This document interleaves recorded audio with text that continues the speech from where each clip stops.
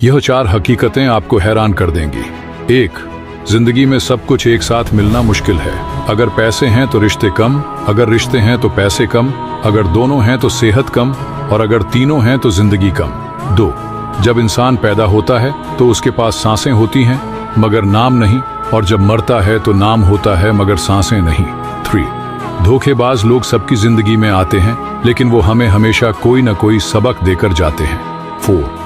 देर से बनो मगर कुछ बनो जरूर, क्योंकि वक्त के साथ लोग खैरियत नहीं हैसियत पूछते हैं। यहाँ तक वीडियो देखने का शुक्रिया। अगर अभी तक हमें फॉलो नहीं किया तो जरूर करें।